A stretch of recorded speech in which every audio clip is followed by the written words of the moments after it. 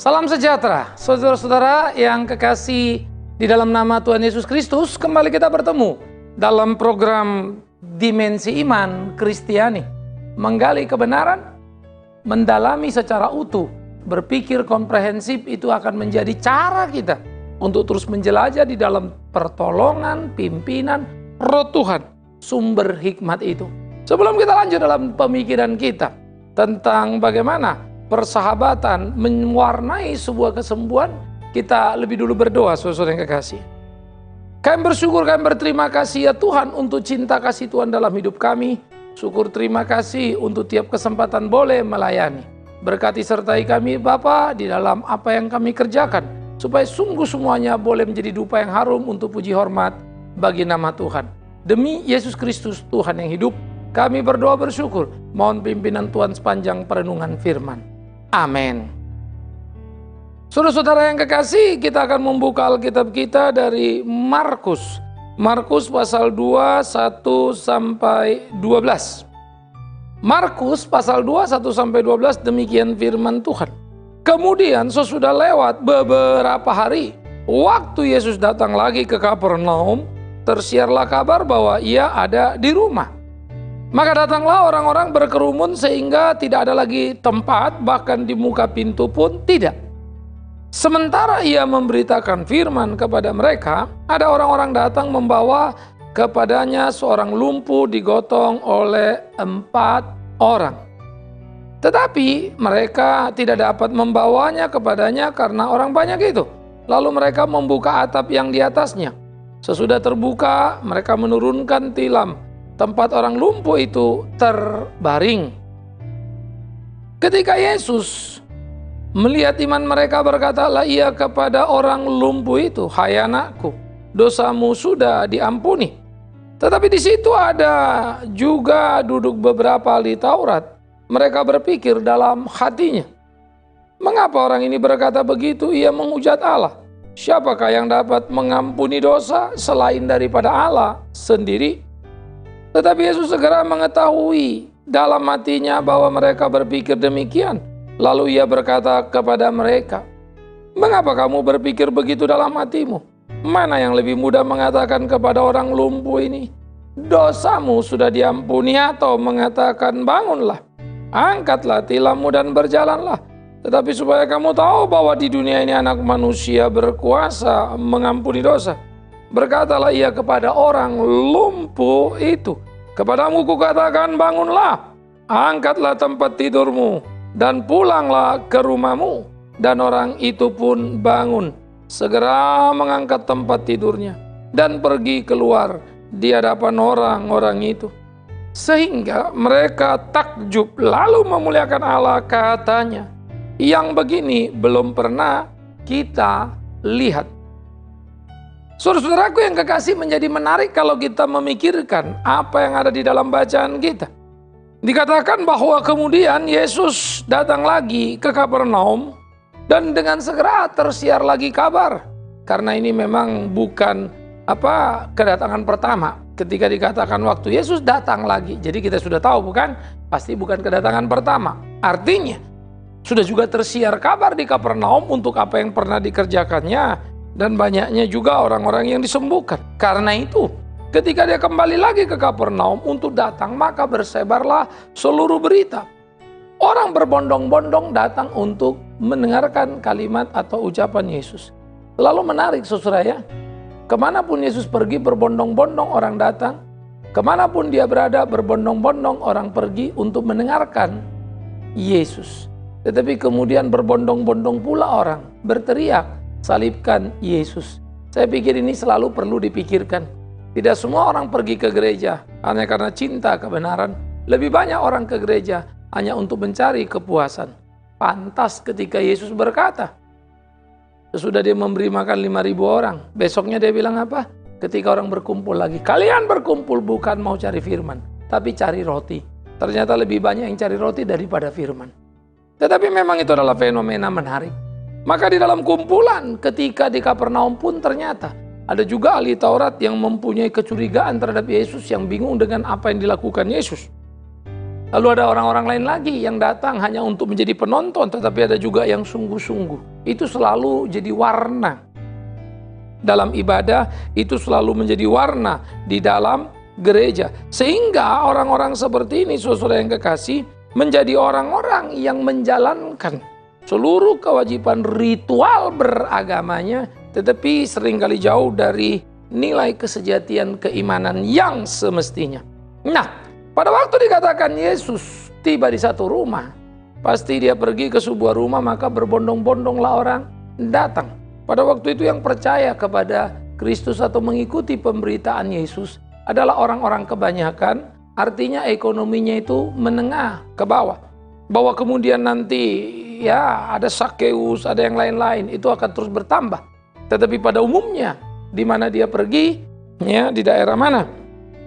Kebanyakan adalah daerah-daerah yang kecil dengan orang-orang di kelas bawah itu. Nah, oleh karena itu ketika Yesus tiba di satu rumah, maka datanglah orang, maka dengan segera penuhlah semuanya. Sehingga nggak ada lagi tempat bahkan di muka pintu, jadi ngebludak lah begitu ya. Ngebludak memang pertama ya tempatnya juga kecil dan orangnya sudah sangat banyak. Jadi mau masuk ke dalam pun sudah nggak bisa lagi. Nah, oleh karena itu saudara-saudara, ketika kemudian ada sekelompok orang berkawan ya membawa seorang lumpuh di sana, maka mereka kemudian menjadi kebingungan. Karena apa? Mereka melihat tidak lagi ada pintu. Ya, lalu datanglah mereka membawa padanya seorang lumpuh ya yang digotong oleh 4 orang kawan tadi itu. Maka pada waktu tidak ada pintu, mereka sudah mulai mencari akal. Bagaimana caranya supaya bisa menaruh orang ini di depan Yesus? Dan mereka berharap Yesus akan menyembuhkannya. Di dalam benak mereka yang ada adalah bahwa Yesus bisa menolong mereka. Maka mereka mengambil satu tindakan yang sangat luar biasa. Saudara-saudara, sudah menjadi sulit untuk masuk. Tetapi kemudian bagaimana mereka bergerak dan masuk ke dalam ruangan dengan cara yang tidak lazim. Rumah-rumah pada masa waktu itu berbentuk lebih kotak dengan atap yang rata begitu ya. Selalu ada pintu tangga untuk bisa naik di atas. Di atas itu seringkali 2 fungsi, bisa juga tempat jemur dan lain-lain. Nah, kemudian ketika mereka naik ke atas, maka mereka membuka beberapa bagian dari atap itu. Ya, bisa jadi jerami, bisa jadi yang lainnya, mereka buka. Nah, lalu mereka menurunkan orang yang lumpuh itu persis di depan Yesus. Jadi saudara tidak perlu membayangkan bahwa mereka melakukan perusakan. Wah, kalau rumah sekarang kan misalnya kan atapnya seng atau genteng ya. Tidak, atau lagi saudara bayangkan kayak ruko lalu dibobok pecah di atas, itu namanya merusak ya. Sengnya dicabut pakunya, genteng juga dirusak, lalu ada rengnya, bukan? Sistemnya itu agak berbeda. Ya, itu yang memungkinkan kemudian mereka menurunkan orang lumpuh itu. Nah, pada waktu orang lumpuh itu diturunkan dari atas atap, ingat, jangan membayangkan atap itu rumah di Indonesia.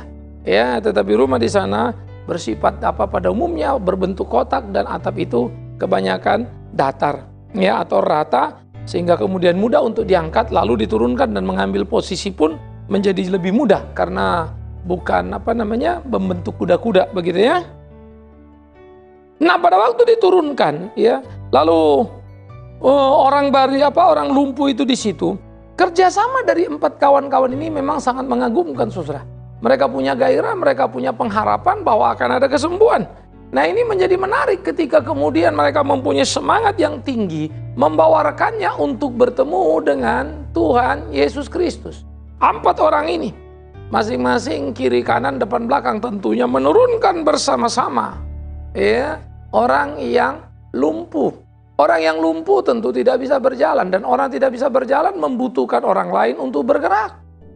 Dan kawan-kawan ini rela untuk mengambil bagian yang luar biasa, bahkan kemudian ketika harus mereka naik ke atas rumah untuk menurunkan, itu energi yang luar biasa.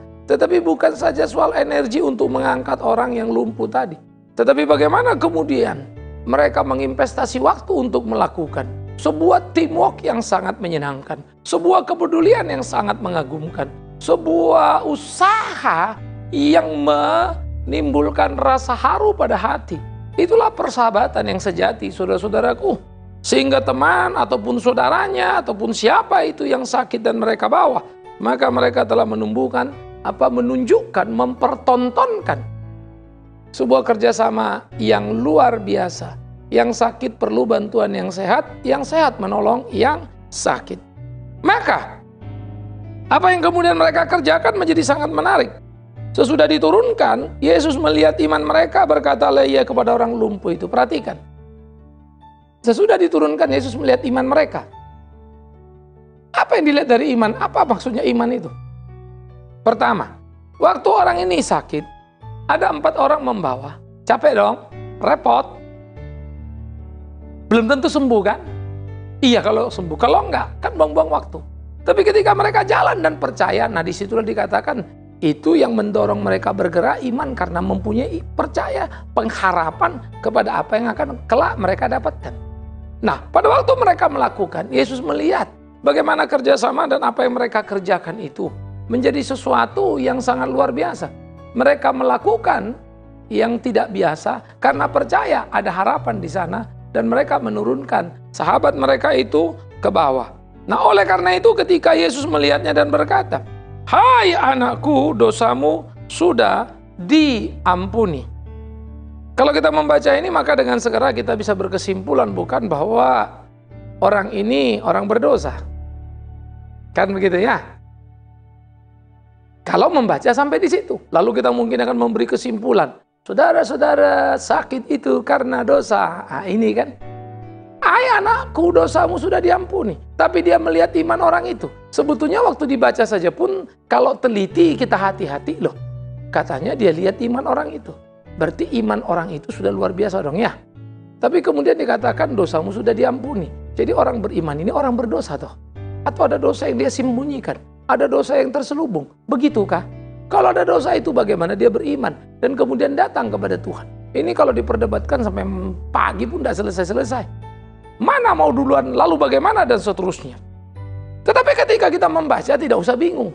Kenapa? Ketika dikatakan begitu ternyata ada di sana juga beberapa ahli Taurat. Lalu mereka berpikir, tidak menghujat, tidak berkata langsung, tapi di dalam hati mereka berpikir, mengapa orang ini berkata begitu? Dia menghujat Allah. Jadi dalam hatinya mereka sudah tidak sependapat dengan Yesus, tetapi orang banyak mendengarkan Yesus. Ya tentu mereka berhitung untuk memberikan pendapat terbuka, bukan? Hanya saja dalam hati mereka reka, karena yang bisa memberi pengampunan dosa hanya Allah. Mengapa yang satu ini berani? Saudara jangan bilang ya dia kan Yesus anak Allah dan seterusnya. Ingat, waktu itu orang banyak belum tahu itu. Belum mengerti itu. Jadi berpikirlah seperti pada waktu itu. Jangan berpikir seperti kita berpikir sekarang ini sesudah semua selesai. Ini proses sedang berjalan. Iya. Sampai nanti Yesus tersalib, kekristenan dibangunkan, baru kesadaran akan kekristenan itu bertumbuh dan berkembang. Nah jadi ketika dikatakan seperti itu dosamu sudah diampuni, mereka berpikir dengan perspektif PL tentu saja. Hanya Allah yang bisa mengampuni dosa. Bagaimana orang ini bisa ngomong? Itu sebab kalau umat punya dosa dibawa ke dalam bait Allah, lalu umat tidak bisa masuk ruang kudus, apalagi ruang maha kudus. Hanya imam yang menjadi perantara, dan imam pun harus membereskan urusannya juga dengan Allah. Bagaimana orang ini bisa berkata, dosamu sudah diampuni? Imam tidak pernah mengatakan dosamu sudah diampuni. Imam memohon pengampunan itu atas nama umat yang datang dalam pengakuan dan memberikan korban yang dibawa. Tapi Yesus berkata, dosamu sudah diampuni. Oleh karena itulah di dalam batin mereka terjadi pergulatan yang sangat ketat sehingga terjadi pertanyaan yang sangat serius, bagaimana mungkin? Tetapi menarik saudara ketika dikatakan Yesus mengetahui apa yang ada di dalam benak mereka. Oleh karena itu dia berkata begini, mengapa kamu berpikir demikian? Mengapa kamu berpikir dalam hatimu tentang pengampunan dosa itu? Menarik. Ia tahu isi hati ahli-ahli Taurat dan dia berbicara. Saya kira ahli-ahli Taurat itu pun akan terkejut, bukan? Bagaimana mungkin? Dia tahu apa yang ada di dalam hati kita. Nah itu akan menjadi satu shock terapi, membuat si ahli Taurat sadar betapa Yesus mengetahui bukan apa saja terucap dengan mulut, tetapi apa yang ada di dalam hati. Sekaligus mengingatkan kepada para ahli Taurat bahwa yang berbicara kepada mereka bukan orang yang sembarangan, tetapi orang yang bisa membaca dan mengerti apa yang ada di benak tiap orang. Yesus bukan tukang baca pikiran seperti kebanyakan orang-orang masa kini. Beda ya. Dia mengetahui, dia tidak perlu membaca itu. Dia mengetahui karena dia menguasai. Nah, oleh karena itu, ketika kemudian ia mengatakan kepada mereka kalimat yang luar biasa. Ya, manakah lebih mudah mengatakan kepada orang lumpuh ini, dosamu sudah diampuni, atau mengatakan bangunlah, angkatlah tilammu dan berjalanlah. Jadi saudara-saudara, ternyata apakah mengatakan dosamu sudah diampuni atau berkata bangunlah, angkatlah tilammu, sama mudahnya dengan sama mudahnya oleh Tuhan Yesus. Lah kalau begitu berarti dosamu sudah diampuni tidak dengan segera berkorelasi kepada bahwa orang itu lumpuh karena berdosa. Enggak. Karena dia bilang, aku pun bisa berkata kepadanya, bangun dan berjalanlah. Jadi nggak usah diomongin dosamu sudah diampuni. Kan begitu. Aku bisa berkata bangun, angkat tilammu. Lalu kalau begitu, mengapa ia berkata dosamu sudah diampuni? Yesus memberikan alasannya. Ini yang menarik. Nah, inilah baca Alkitab. Maka dikatakan alasannya di situ adalah apa?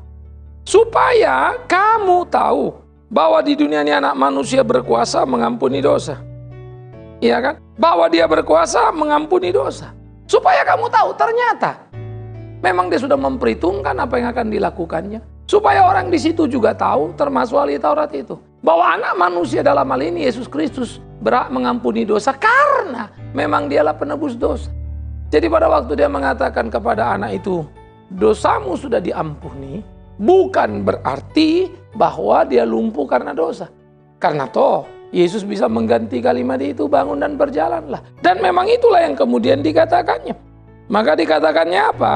Kepada orang lumpuh itu, kukatakan kepadamu, bangunlah, angkatlah tempat tidurmu, dan pulanglah ke rumahmu. Orang itu bangun dan mengangkat tempat tidurnya. Perhatikan. Jadi ternyata kesembuhan bukan waktu Yesus bilang dosamu sudah diampuni langsung jalan. Enggak.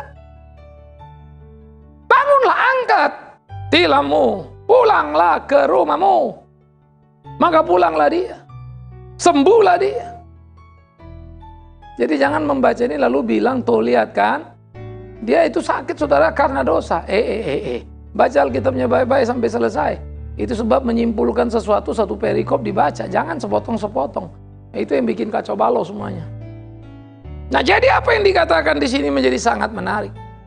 Ternyata Yesus mengatakan itu hanya supaya orang lain tahu.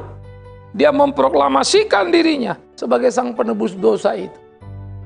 Jadi itu bukan berbicara personal kepada orang yang lumpuh itu, bahwa dia lumpuh karena dosanya. Bukan.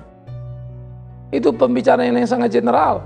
Bukan hanya orang lumpuh itu, orang yang sehat-sehat di situ pun pendosa itu semua. Kalau betul karena dosa orang itu lumpuh, apa kemudian orang yang tidak lumpuh adalah orang-orang suci? Kan jelas tidak, bukan? Semua juga pendosa. Banyak yang lebih jahat dari orang lumpuh itu. Ya, yang hidupnya sehat segar. Mungkin sedang melakukan perampokan, pembunuhan, pencurian dan segala macam. Dan sehat. Perhatikan itu. Dan sehat. Padahal pendosa jelas. Jadi jangan bilang karena dosa orang itu lumpuh. Salah. Tuhan mengatakan aku mengampuni dosamu bersifat general. Menjadi statement yang penting kepada semua orang. Yesus Kristus yang memproklamasikan dialah sang pengampun dosa itu. Dia bisa mengampuni dosa setiap orang. Jadi saudara-saudara yang dikasihi oleh Tuhan Yesus Kristus, seharusnya inilah yang kita tumbuh kembangkan dalam kehidupan kita. Bahwa dia bisa mengampuni dosa pada tiap orang. Bahwa dia bisa menyembuhkan orang sakit dalam kerelaan kehendaknya. Kapan dia mau. Tapi bukan karena kita yang mengaturnya. Dia mengapresiasi kerjasama orang-orang itu. Persahabatan itu yang membawa kesembuhan. Sangat menyenangkan. Ya, ini menggembirakan. Tetapi jangan bilang kesembuhan itu karena mereka kerjasama. Lah besok kita sama-sama kerjasama. Kita gotong orang sakit lalu kita berdoa supaya langsung sembuh. Hanya karena kita mengikuti langkah 4 orang itu. Salah besar. Ingat, tidak ada kesembuhan boleh dibuat menjadi sebuah metode. Tidak ada sebuah cara kesembuhan itu menjadi cara yang kemudian di copy paste lalu dilakukan. Dan berharap mendapat kesembuhan. No! Perhatikan baik-baik. Bagaimana seharusnya kita hidup? Perhatikan baik-baik. Bagaimana kita bertanggung jawab dalam percaya kita. Bagaimana bertanggung jawab dalam keimanan kita. Supaya semua yang kita lakukan itu sesuai dengan kehendak Tuhan. Dan menjadi hal yang menyenangkan hati Tuhan. Ini perlu. Ini penting. Ini harus. Jadi, jangan terlalu mudah untuk kemudian berkata, tiap orang dosa sakit, tiap orang sakit karena dosa. Ingat, kamu yang sehat, kamu yang segar bugar, apakah kamu bukan pendosa? Ayolah jujur pada batin kita, bukan? Apakah karena saya pendeta, saya bukan pendosa? Nanti dulu. Oleh karena itulah kejujuran dalam menelaah kehidupan kita. Kejujuran dalam memahami perjalanan kita. Kejujuran untuk mengerti peta situasi yang ada di dalam hari-hari kita. Harus menjadi kejujuran yang kita tumbuh kembangkan. Yesus Maha Kuasa. Dia bisa menebus dosa. Karena memang dia adalah penebus dosa. Yesus Maha Kuasa. Dia bisa menyembuhkan sakit penyakit. Karena memang ia berkuasa di sana. Saudara-saudara, ini menjadi luar biasa. Ya, seringkali kan kita bilang Yesus sudah mati, bilur-bilurnya sudah menyembuhkan kita. Jadi orang sakit itu percayalah akan sembuh oleh bilur-bilur Yesus. Lah kalau orang lumpuh ini sembuh, Yesusnya belum mati kok. Bilurnya itu belum tumpah kok. Apakah kemudian tidak ada kesembuhan sebelum itu? Nah itu makanya harus hati-hati. Jangan menaruh satu ayat mencomot sebegitu saja. Sebelum Yesus disalib, ini peristiwa sebelum dia disalib. Sebelum bilur-bilurnya itu yang disebut menyembuhkan itu ada di atas kayu salib sana. Jauh sebelum itu sudah banyak kesembuhan. Nah jadi saudara-saudara yang kekasih ya, ketika mengerti Alkitab, yuk kita ngerti baik-baik. Apa sih yang dimaksud bilurnya menyembuhkan kita di atas kayu salib? Perilaku kita itu loh, penyakit-penyakit kita karena keberdosaan itu. Penyakit melawan Allah, penyakit membenarkan diri. Itu penyakit paling parah dari manusia. Ya. Maka penyembuhan oleh bilur-bilur sangat mengacu pada quality of human itu. Quality perilaku akibat dosa yang sangat mengerikan itu. Kita ini sakit jiwa dalam tanda petik. Karena kita membunuh orang tanpa rasa salah, menghabisi orang. Selalu merasa paling benar, paling hebat pada diri kita. Nah itu yang disembuhkan. Sehingga orang tidak lagi hanya mencintai diri, tetapi bisa mencintai sesamanya. Tidak menuhankan diri tapi bertuhan kepada yang esa itu, Tuhan yang hidup. Allah yang yang mulia itu.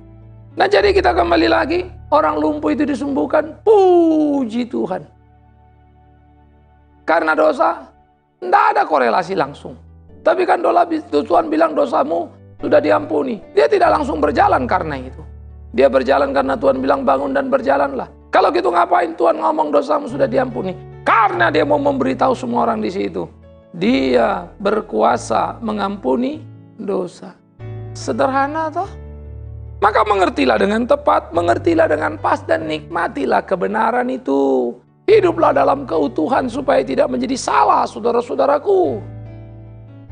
Puji Tuhan. Persahabatan yang mengagumkan. Lepas dari soal kesembuhan itu. Lepas dari soal si lumpuh berjalan, penting untuk memikirkan betapa tindakan mereka adalah tindakan yang seharusnya menginspirasi kita. Bagaimana kebersamaan, bagaimana persahabatan dibangun, dan bagaimana saudara-saudara yang sakit akan mendapatkan kekuatan ekstra karena penghiburan yang terhibur. Mengingat ada sahabat yang memperhatikan, mengingat ada sahabat yang memperjuangkan, mengingat ada sahabat yang memperdulikan supaya ia bisa menjalankan apa yang semestinya.